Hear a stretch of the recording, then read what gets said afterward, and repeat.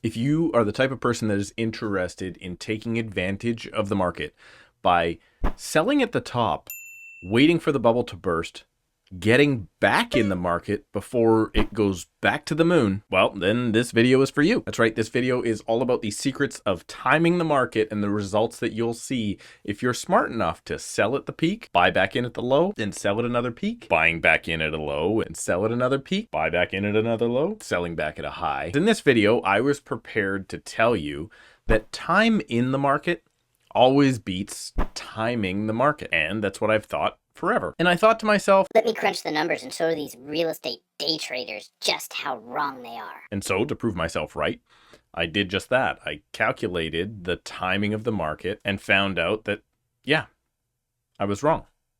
You actually can beat the market. And in return for showing you how you can beat the market if you time things just perfectly, all I ask in return is that you click the like button before we proceed. Listen, I know I beg for likes on every single video that I post, but I'm gonna tell you the reason I do that is because it works. You clicking the like button in exchange for this information actually does help YouTube push this information out to more people, which then helps me and encourages me to put out more information. And as proof, this recent video of mine that received 7,500 plus likes saw over 170,000 views. And that is signs of two things to me. One, I'm bragging because after 250 videos, I finally had one go viral. And two, yes, you clicking the like button really helps me out. And after you watch this video all about timing the market, selling at the top, and making the most amount of profit possible, you can book a call with me right down below in the description with just a few simple clicks so we can get you out at the top or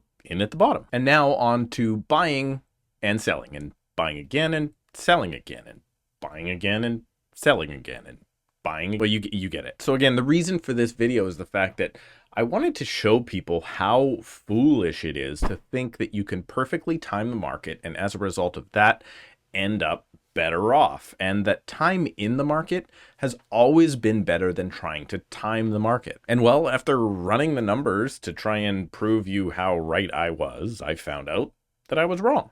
Well, kind of, but more on that in a minute. So to illustrate my point, I thought I would go back to when I bought my first ever property in April of 2005. Now, before getting into these graphs, the numbers I have used are as follows. One, I looked at the detached homes within the city of Surrey, or the city of Surrey benchmark combined price, and purchasing that home with 20% down to avoid CMHC. Then on the graph, I looked at the peak of each market and picked that that's when we would sell with precision and perfect timing, and then buy back in at the bottom of every market or the next low point. Now, except for the first purchase, with every purchase and sale, we're going to have a few factors to consider.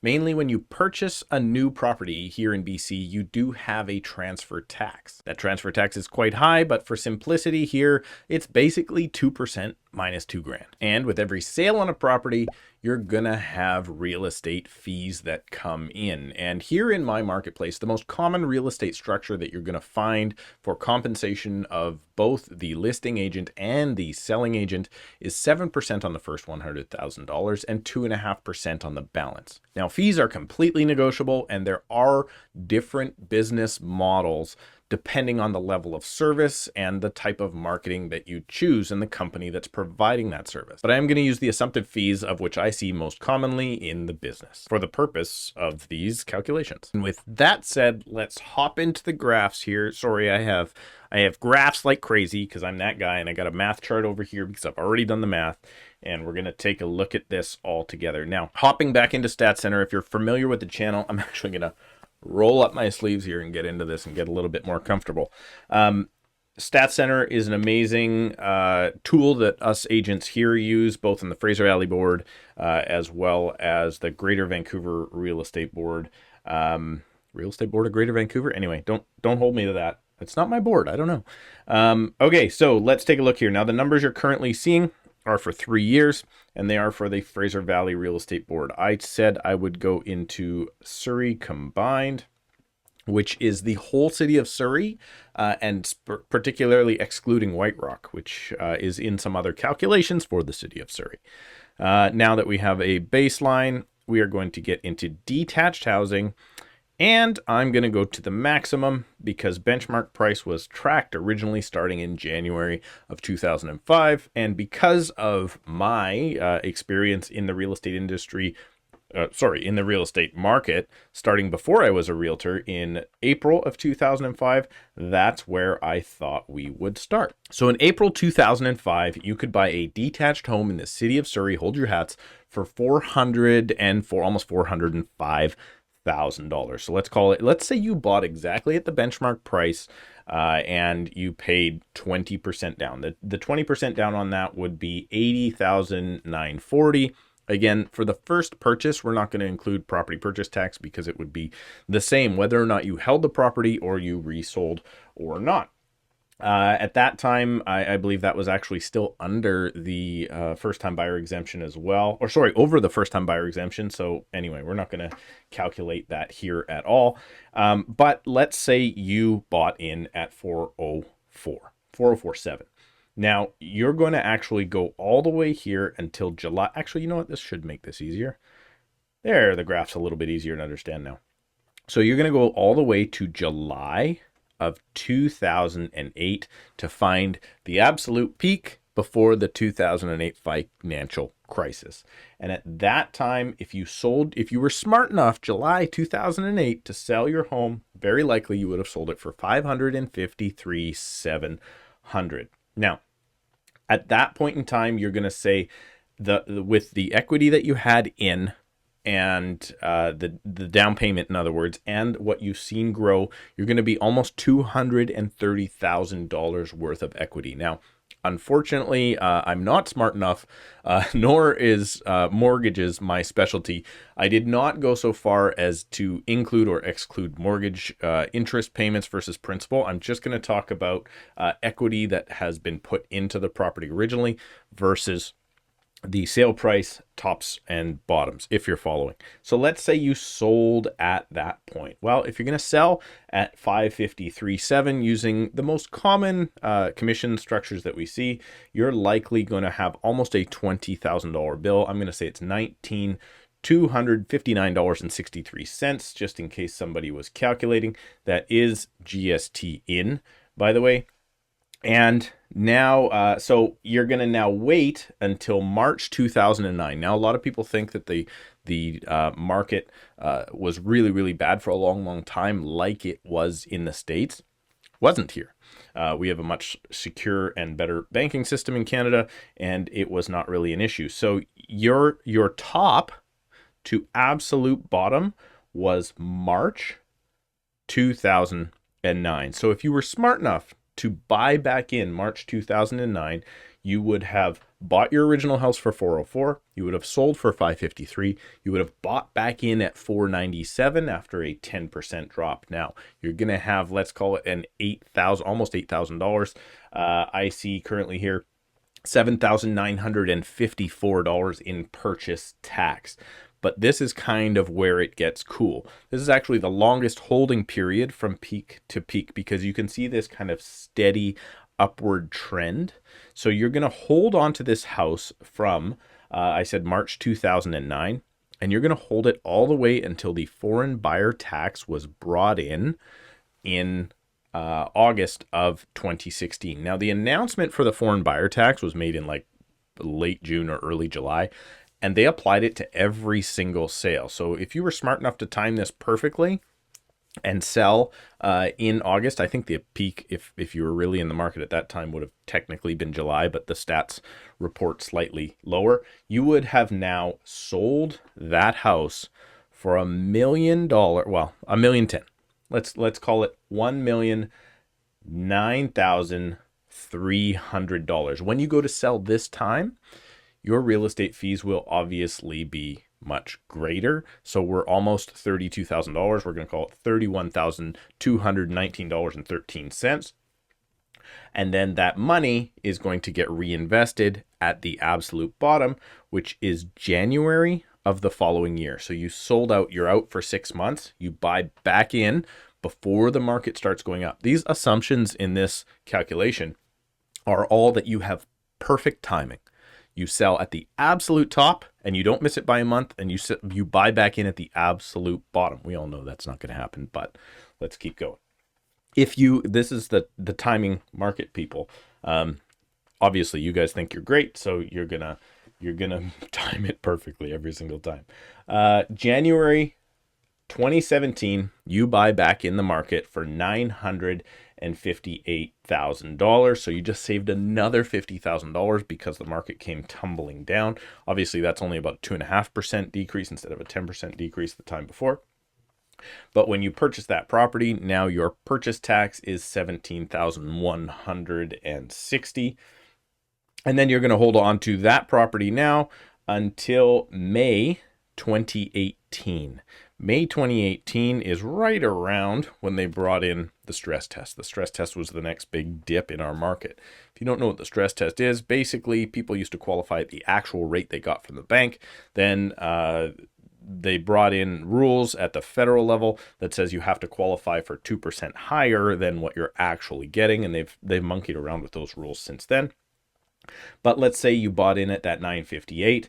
Now you're selling back out at, let's call it 1.126 700, and I'm going to say that when you sell this time, your fees are going to be almost 35,000. I've got 388 cents. But this is looking pretty good, right? You've got like over $800,000 of equity this time, and you've only actually put in whatever your mortgage payments are, plus the $80,000 at the beginning. So you're doing really great. Now, if you're smart enough, again, to wait for the absolute bottom, the bottom doesn't come until December 2019, which is right there. So you're actually now out of a house for a year and a half, but you're smart and you bought back in December 2019 at $1,446,600. Okay, so you've actually now in this case, this is your biggest savings yet. You're so smart. You ended up putting about $80,000 in your pocket. Again, the commission on that almost 35 grand. When you sold the last place, so you lost that. The buying back in tax at this point at $1 million or just over $1 million is crazy in BC. I always say BC has transfer taxes. Alberta has oil. BC makes a ton of money off of transfer taxes. I think I did a video on that. The taxes for this particular purchase are just under $19,000 at $18,892. And then the cool part is you're super smart. You bought in right at the bottom, right before the pandemic and all that stuff. And then you saw this crazy increase. And last month, that same home that you would have bought for just before the pandemic for just over $1 million is now sitting just under 1.8 at 1,773,100. And if I've done all my math here correctly, I'm going to suggest that you probably at this point, if you don't sell, you have about $1,510,000, give or take, $1,000 in actual equity, right? So you've got over $1.5 million in equity now into that home. Now, I would assume that you've paid down a bunch of mortgage in the meantime as well. So this is what kind of shocked me when I looked at that number of the equity that you have. You're talking about just over $1.5 million. If you had purchased that home and never ever, I mean, again, let me reiterate here. This is if you're buying the same home basically over and over and over. This isn't going up in class or down, which most people would, but it is buying the same exact value of home at different points because you're timing the market perfectly and only taking advantage of the market. So if you had just bought that originally in April 2005, your equity over the same period of time, mortgages out, right, principal out, would be 1.449,340. So what this did is this proved me wrong. My thought has always been the fact that being in the market is the best way. Now, $60,000, in my opinion, isn't necessarily the best return for all the headache and risk that you took on by having perfect timing over, let's call it 17 years. But before all you market timers out there try and think that you're smart and say, I knew I was smarter than everybody else. let me just look at this a little bit further. That $60,000 that you have saved by being the perfect timer of all time and never missed the wrong month ever has failed to include a few things that I left out on purpose to prove that I was right in the first place. You really like yourself, huh? Trying to prove a point, man. With each purchase and sale that you're going to have, I'm going to assume that you're going to have about $2,000 worth of legal fees. I'm going to say right now to purchase a property, you're probably in about $1,500 per transaction, and to sell with a mortgage attached to it, I'm going to assume that at that point, you're probably at least $500. And in this example, you've sold and bought and sold and bought and sold and bought. So you've got that $2,000 fee times 3. Next, I'm going to be really nice to you people out there that think you can time the market. And I'm going to say that you went variable rate and got the minimum penalty on every single mortgage that you ever took out on the property of $1,500. So there's another $4,500 to come off, even though you probably would have got 5-year rates, and your mortgage penalties for breaking each one could have been anywhere from a few $1,000s to tens of thousands of dollars. So your $60,000 profit just got cut down to $50,000. However, we've got a slightly different issue to also deal with. You've been out of the market for something like 31 months, so we have to deal with where were you at that time. Well, assuming that your mom didn't let you move back in with your family each and every time you decided to try and time the market, I'm going to assume that you rented. First time you sold in 2008, you would have been out of the market for at least 7 months, or in this example, for exactly 7 months. And at that time, I would assume you could rent a similar home, because I'm going to, again, assumptions. I'm going to make the assumption that at that point, $1,400 a month could have carried you for those 7 months. So there's another $9,800 off, and we're approaching $40,000 profit. In 2016, thank goodness you were only out of the market for 5 months, but in 2016, rents had gone up tremendously. For those 5 months, we're going to use the figure of $2,200 a month, meaning there's another 11 grand gone. And in 2018, when you sold and waited over a year and a half, you were out of the market for 19 months, and rents were only continuing to go up even as the market cooled. So I'm going to assume that those 19 months that your rent at that point was probably $2,300 a month for you and your family, or another $43,700. And I haven't even taken into consideration at all moving costs, cable hookup, or anything else. So at this point, your $60,000 profit, if you timed the market just perfectly, has now been chewed up by all of the other expenses to the tune of $75,000. And if you're a perfect market timer, you are negative $15,000, proving that I was right in the first place. You really love saying that, huh? Yes. Time in the market beats timing the market every single time. The real secret to getting rich in real estate is buying real estate and never selling it. And remember, one of the first assumptions in this video was the fact that you timed it perfectly every single time. And we all know that by the time a lot of people get the feeling of the market changing, market's already changed and we're behind. And even if you are a perfect timer and you're honest with yourself and your friends and your family about the other expenses that are related to timing the market, well, you're not really coming out on top at all. And I'm going to point out the flaw, obviously, in my argument here, which is that it would be way too difficult at this point to figure out what interest rates people got on what percentage down versus their penalties when they sold. So there is an amount that you would have paid down. However, I do think that the person that had bought and held for that period would likely be more than 50% through their mortgage at this current time. And even if you got better rates as you went along every single time you bought,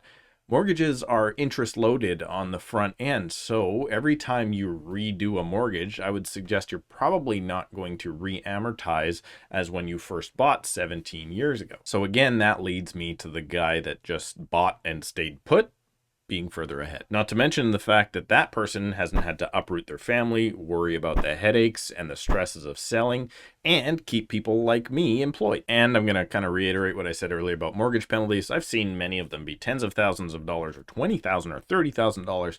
So I'm going to suggest that this calculation actually works even further in the time in the market person's favor than the timing the market person. Please leave me a comment down below. I'd love to hear what you think about buying and holding versus buying and selling. Please check out another video before you book a call with me so we can figure out when the best time for you to move is. Remember to like and subscribe and check out my Instagram to stay up to date on my listings, and we'll see you in a couple of days.